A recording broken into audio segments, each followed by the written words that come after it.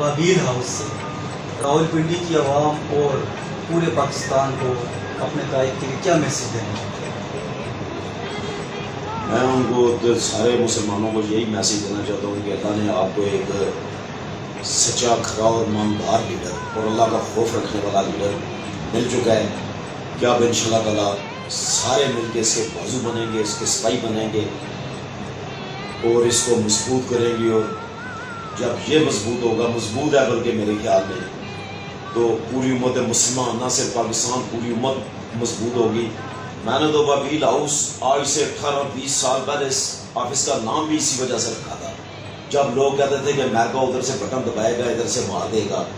صورت الفیل نیچے لکھوائی ہوئی تھی میں نے، اور آج میں اپنے مقصد میں مجھے کامیابی ہوتے ہوئے بہت قریب نظر آ رہی ہے انشاءاللہ تعالیٰ.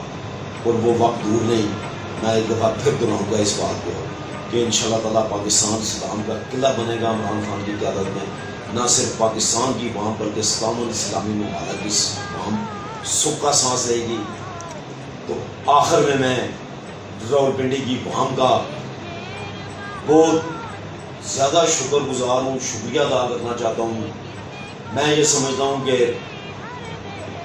اگر میرے دل کی بات پوچھیں تو شکریہ تو ایک سیاسی لفظ ہو جاتا ہے.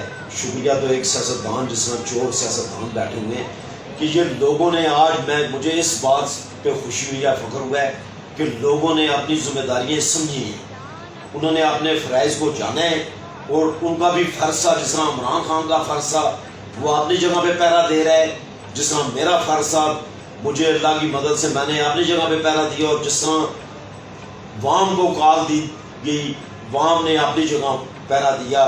میں شکریہ شکریہ بہت چھوٹا لفظ ہے، اس میں شکریہ تو میں ادا کرتا ہوں، پر شکریہ بہت، ان کا شکر نہیں ادا ہو سکتا. ان کے اوپر اللہ کی رحمتیں ہی نشاور ہوگی انشاءاللہ تعالیٰ. ان کی آنے والی نسلوں کے اوپر بھی اللہ کی رحمتیں نشاور ہوگی. یہ تھے سیاسی شخصیت اعجاز خان جازی، فخر راولپنڈی. Thank you sir. بڑی مہربانی.